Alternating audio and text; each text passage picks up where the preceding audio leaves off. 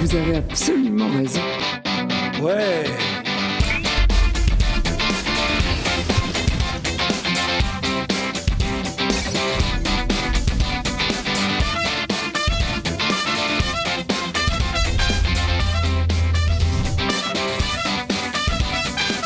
Mesdames, Messieurs, bonjour, ravi de vous retrouver. Vous êtes de plus en plus nombreux à nous envoyer des mails pour nous dire que vous trouvez ces émissions depuis la FIM plutôt pas mal. On vous remercie d'être fidèles avec nous. C'est déjà la 4e journée. Tout à l'heure, Marie-Paul Wolf en 2e partie. Mais tout de suite, Virginie Bernard, bonjour. Bonjour Jean-Luc, bonjour. Ça va, à vous tous. tenez le coup, Virginie? Non, je suis fatiguée. Ouais, vous êtes ultra sollicité dans les allées de la foire. J'arrête pas. C'est bien, c'est bien.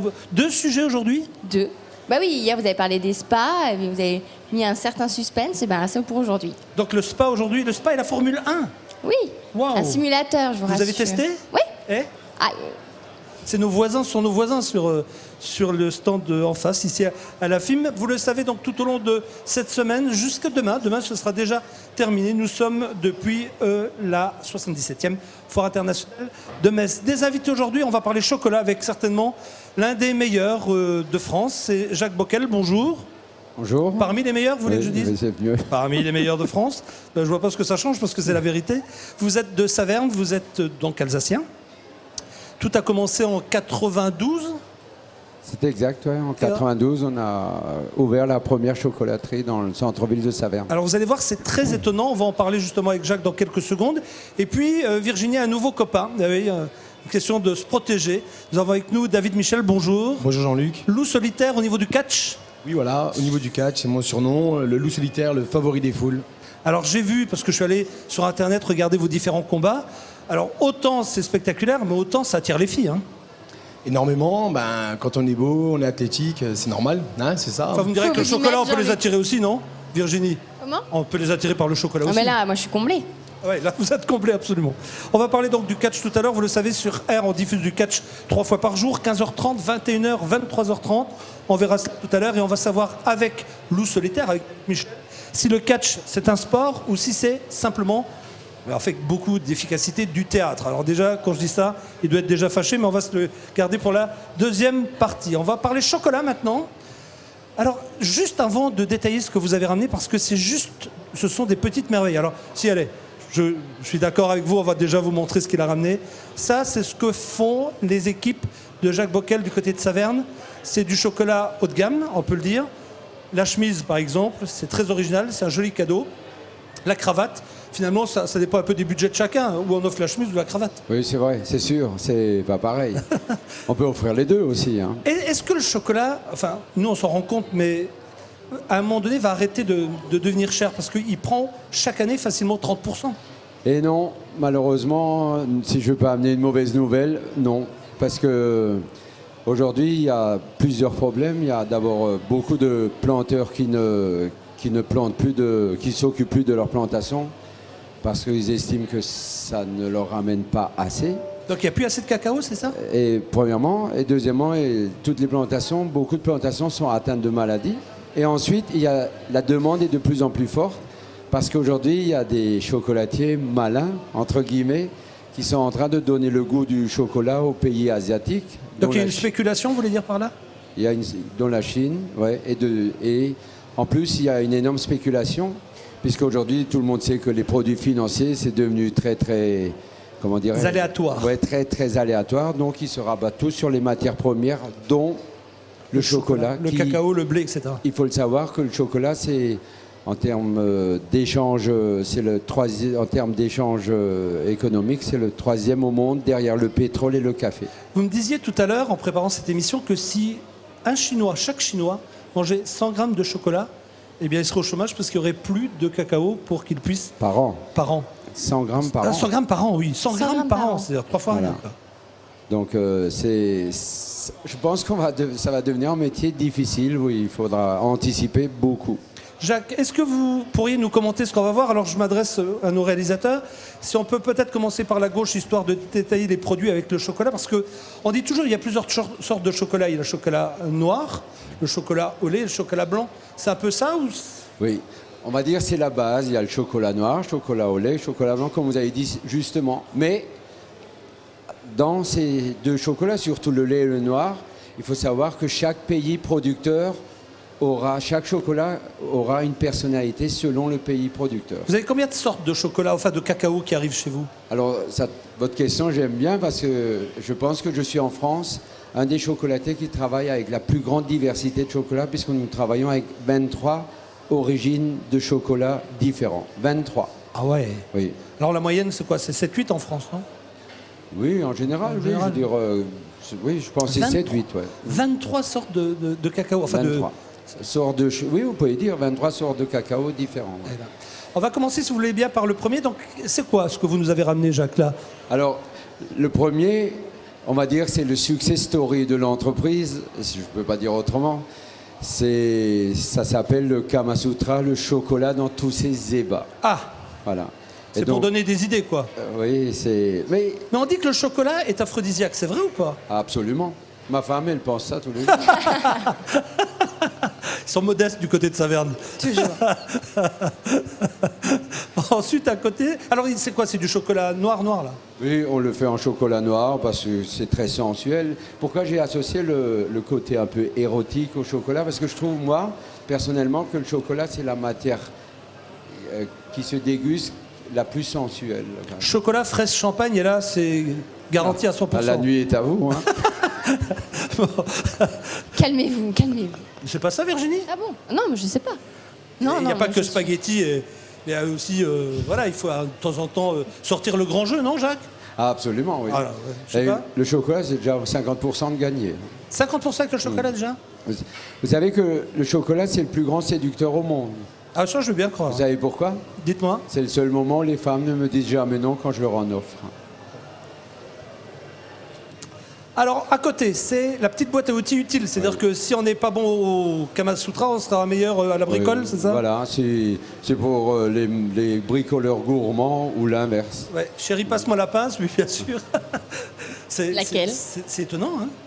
C'est rigolo. C'est quoi? C'est comme chocolat, là, Jacques? Ça, c'est un chocolat au lait, 40%. On le décline aussi en chocolat noir. Dans Avec la des boîte clous. à côté de vous, c'est quoi? Donc ça, c'était après ma création du Kama Sutra. J'avais, c'est vrai, une réputation de chocolatier un peu coquin. Et pour donner le change un peu, je me suis dit, je vais quand même montrer à ces dames que je sais aussi être romantique. Et là, vous avez fait... Et donc j'ai créé les roses de Saverne, aussi parce que Saverne, c'est la ville des roses. Ah, je sais Rose pas. en chocolat. C'est Ça, beau, bien. c'est super beau, ça, Virginie. Ah bah là, oui. Hein, là, tout de suite, quoi. On double donc- ses chances. Et donc, ma femme, elle dit toujours, je suis quelqu'un de compliqué, en chocolaterie aussi. Donc on a fait 7 roses, 7 pralinés différents. Il y a quoi alors comme parfum, là? C'est chaque fois un praline différent. Vous avez praliné café, vous avez l'amande fleur de sel, où on a été distingué. On a un praliné noisette, amande de Provence, praliné à l'ancienne et feuilleté cannelle. Ça sent super bon, hein. Je sais pas ce que vous en On se pensez, retient. David. Oui, on sent bien l'odeur jusqu'ici. Vous avez le droit, vous, au chocolat de temps en temps? De temps en temps. C'est quoi, après un match? Oui, et plus du chocolat noir de préférence. Plus du noir? Oui, voilà. Parce que? Parce qu'il y a plus de fer dedans. C'est vrai, il y a plus de fer dans le chocolat noir? Il y a plus de fer Fer, oui. Fer, Plus- fer. On va dire il y a plus de masse de fer. Oui. Bien entendu, oui. Je suis d'accord. La chemise, alors à côté, c'est pour faire passer quel message, ça? Ce Ça, Kama Sutra, on a compris, la boîte à outils aussi, les fleurs, mais la chemise. La chemise, c'est le côté rigolo, c'est parce que c'est usage unique, taille unique et pas besoin de la réparer, de la repasser. repasser. Et la cravate à côté, donc c'est ce que je disais tout à l'heure, ça dépend des budgets. Si on a un peu plus d'argent, on offre la chemise, sinon on offre la cravate, non? Oui, absolument. Ça peut être ça. Pour la fête des pères. Pour la fête des pères. Ah, pour la fête des pères, il y a aussi une idée originale, parce que du coup, vous n'attraperez aucun cancer, normalement. Non. Ah ben, C'est le cigare du pharaon. Comme Tintin. Comme Tintin, c'est-à-dire qu'il n'est pas nocif pour la santé, si j'ai bien compris. L'abus du chocolat est dangereux ou pas? pas du tout. Non, vraiment pas, non. Le chocolat au lait, le chocolat blanc va vous amener un peu plus de calories, on va dire. Mais le chocolat noir, non. Et justement, à propos du cigare, sur les paquets de cigarettes, il y a marqué fumez-tu, enfin, Oui. etc. Ben, nous, sur notre boîte de cigares, nous avons marqué nuit merveilleusement à la morosité. Ah oui, ça remonte le moral, le chocolat. Alors, les cigares du pharaon, ça a un rapport direct avec Tintin ou... Non, pas vraiment. C'est parce que les cigares du pharaon et parce que j'aimais bien le titre. Et puis pour la petite histoire, il faut savoir que ce n'était pas déposé. La marque n'était pas déposée? Non. Ah ouais. C'est quoi, c'est un souvenir d'un voyage à Cuba? Oui, absolument. Ah, bah, oui, d'accord. c'était le souvenir d'un voyage à Cuba. Et enfin, près de Virginie, c'est quoi là-bas? Des crayons et puis des légumes en chocolat. Voilà. Donc les crayons de couleur, là, j'ai chaque fois une petite histoire qui va avec. Les crayons de couleur, c'est un jour, je roulais, puis je voyais un superbe arc-en-ciel. Et je me suis dit, j'aimerais bien lui donner un goût à cet arc-en-ciel. Donc j'ai créé les 12 crayons de couleur. Donc avec des parfums un peu inédits, cactus, melon. Oui, cactus. Cactus, c'est un parfum? Oui. Oui, il y a des sirops de cactus. Ouais. C'est Ah un ouais. goût de kiwi. Ah bon, le cactus, ça a goût de kiwi. Barbe à papa. Ah, c'est sympa, c'est très sympa. Donc vous êtes où ici à la foire pour nos amis qui aimeraient vous retrouver? On est dans le hall de la gastronomie depuis 18 ans. Je suis présent à la foire, je crois. Et puis voilà. Bon, on a un étalage qui fait 16 mètres de long. Normalement, on ne peut pas nous rater. Très vous très trouver. grand, ouais. Vous passerez le bonjour à nos amis de Saverne. D'accord. Jacques, restez avec, Avec nous. plaisir. Est-ce que petit, le catch était quelque chose que vous regardiez à la télé, qui vous faisait rêver? Oui, ça m'est arrivé. Oui, ça me faisait rêver. Ouais. Et toute une génération rêve, Virginie. Hein. Oui, je sais. Bon, surtout les petits gars. Non? Ben, les petits, les grands et les anciens aussi. Alors on va parler catch, mais avant cela, on va avec vous, Virginie, faire une remise en forme. Ah oui, avec le spa, on en parlait hier, donc on découvre les spas dans la film. Jean-Luc, je continue mes balades et vous le voyez derrière moi, il y a des spas et du coup je me suis arrêtée à ce stand, vous me comprenez bien sûr. Bonjour Étienne. Bonjour. Alors il y a des spas derrière nous, c'est pour mettre à l'intérieur d'une maison ou à l'extérieur? Alors c'est soit à l'intérieur, soit à l'extérieur. Donc ils sont 100% isolés. Donc par tout temps, on peut effectivement aller dans son spa l'hiver. Et ça sert à quoi un spa? Alors le spa sert à trois choses en fait. C'est l'hydrothérapie. En un, c'est l'augmentation du rythme cardiaque. En deux, c'est la flottaison dans l'eau. Et ensuite, interviennent seulement les massages.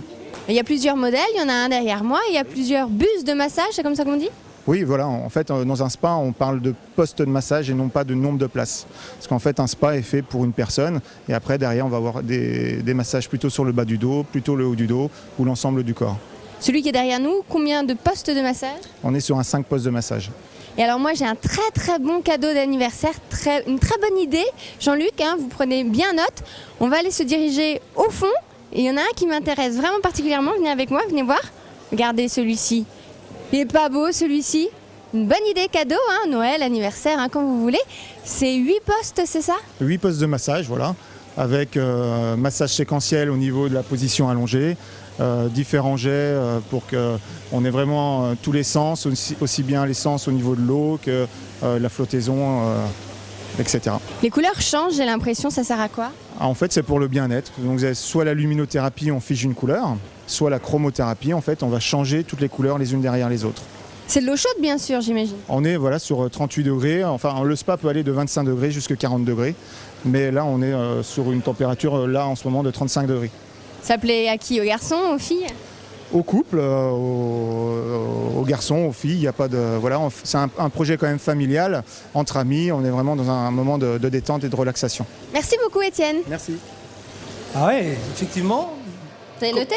Oui, quand vous faites un choix, vous, Bah, c'est tout de suite très cher. Hein. Moi, j'ai choisi, hein. J'arpente la film, une un long, Virginie- large, en travers. une Alors, je dois Virginie, ça choisir mes doit être cadeaux cher à d'anniversaire.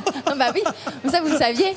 Ah non? Non? À ce point-là, non. Parce que Fallait vous le douter. petit cadeau comme ça, je vois que vous avez bien 25 000 euros à même. Mais bien sûr, on mettrait 3 de côté. Mais c'est Vous super. pouvez payer en plusieurs fois sans frais. hein. Oui, on s'en fout, quoi. Dites-moi, Virginie, c'est 8 personnes dans le grand... Vous avez Non, monté c'est 8 postes de massage, donc vous pouvez être tout seul, Ah, Et- on peut être que 2. ou que Ah, 2, on n'est pas ou obligé d'être 3, à ou huit. 4. Ah, ouais. Et vous pouvez changer. Ah, ça vaut peut-être l'investissement, alors. Ah, réfléchissez. Qu'est-ce que vous bien. en pensez, Jacques? Oui, je pense. Vous aussi? C'est une bonne idée, ouais. Voilà. Et vous Ah bah, après mes combats, je vais y aller. Hein. Hein, ce serait Ah sympa. oui, hein. ah oui. Alors, on va parler justement de vos combats. Avant de faire l'interview catch avec Loup Solitaire, avec David Michel aujourd'hui, je vous propose de regarder ces quelques images de catch qui sont diffusées sur R, bien sûr, 15h30, 21h, 23h30 tous les jours. Regardez.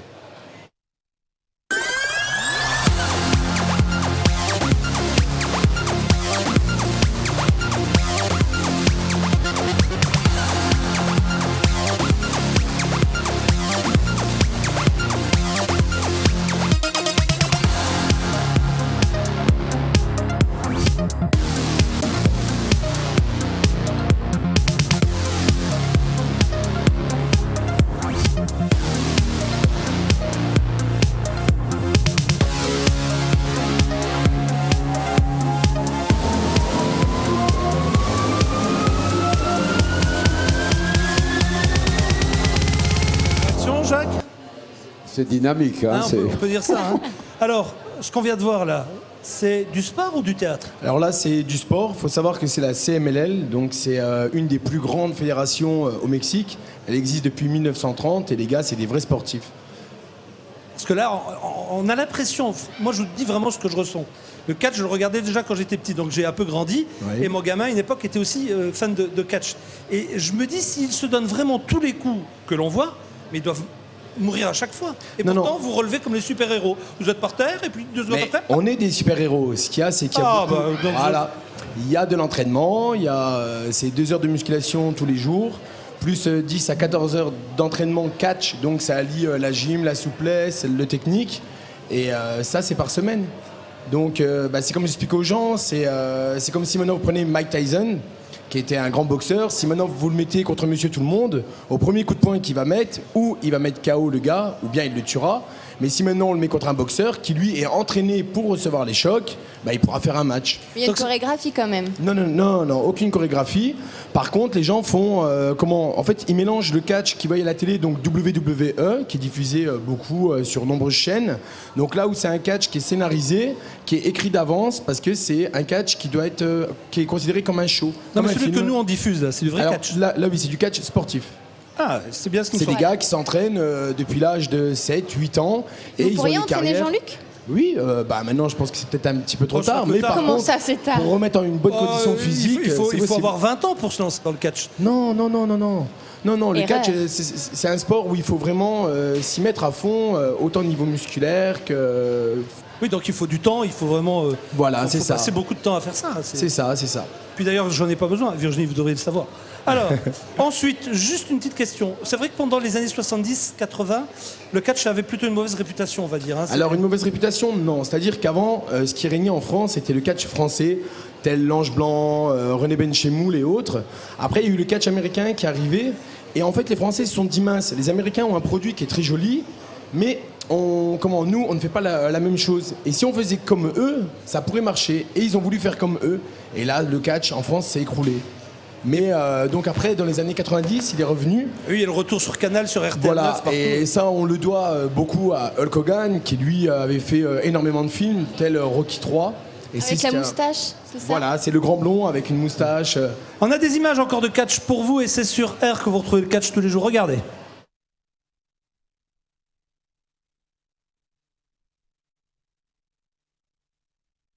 Est-ce que vous avez toujours des jeunes filles comme ça en début de spectacle? Alors, parfois oui, parfois non. Mais disons, c'est vrai que c'est bien parce que ça met un plus, ça fait un côté chaud. Bah et oui, ça hein. plaît énormément aux spectateurs, surtout masculins. Bah oui, forcément. Alors là, on voit, c'est quoi? C'est 4 personnes, donc c'est 2... Alors là, il y a 2 catcheurs et puis 2 nains. Donc il faut savoir qu'au Mexique, les combats de nains sont très très réputés parce qu'ils sont super agiles et puis ils font énormément de voltige, donc ça plaît.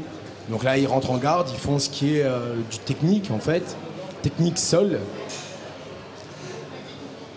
On va voir également maintenant, parce que, et même surtout entendre, parce que ce qui est très étonnant, c'est que quand on a les images, on a aussi le commentaire. Et parfois, c'est Il du se lâche. grand commentaire parce qu'il se lâche. Écoutez, regardez. Épaule contre épaule. Allez, c'est bien, on a enfin cette confrontation. Et non, de quoi je me mêle, Pierrot Tito, là? Regardez-les en train de fourrer dans le copain. Oh, non. Oh, la guillotine! Ouais, spécialité. Le mec au micro Petit Peter, le carré. speaker, il l'avait prononcé comme la guillotine humaine. Ouais. Voilà, on sait pourquoi. Allez, Mascarita Dorada, il tourne au co. Oh, il a 1m30, le mec 1m25 et il se permet en plus de catcher contre des... Oh, le pendule. Ah non, mais. Oh là là là là. C'est fini pour lui ou non? Un peu. Eh oui, c'est fait. Et la même chose peut-être sur... Juste, allez. Juste Pour le la foi. plaisir, bah oui. Pour le plaisir. Bah oui, hein, mais ouais, ils font pas le tomber parce que le tombé a été fait sur le capitaine des Technicos. Fou, Grégory. Donc ça veut dire que les Roudos remportent la Casse-lui la première jambe. manche. Casse-lui la jambe. Non, c'est terminé. Casse-lui la jambe. Non, qui lâche Electrico là, il a pas le droit de faire ça. Il peut fonctionner dans la vie. Mais vous vous rendez compte ce qu'il dit? Oui, Casse-lui la c'est jambe. justement un petit peu ces genres de commentaires en fait qui cassent le catch et qui fait que les gens pensent que le catch c'est bidon, alors que les mecs ils se mettent vraiment les chocs, ils se les prennent vraiment et les prises sont vraiment portées jusqu'à à abandon quoi. On va vous remercier. Il y a 3 écoles de catch que vous dirigez à Alors, Languillon. Une à Languillon, une à Remiremont et une toute nouvelle là que j'ai ouvert les portes donc hier à Herbitzheim en Alsace. Là, vous revenez nous voir quand vous voulez, David. Merci beaucoup. Vous restez avec nous. On va voir Virginie qui se teste, si j'ose dire, à la Formule 1. Et après, c'est Marie-Paul Wolf. Mais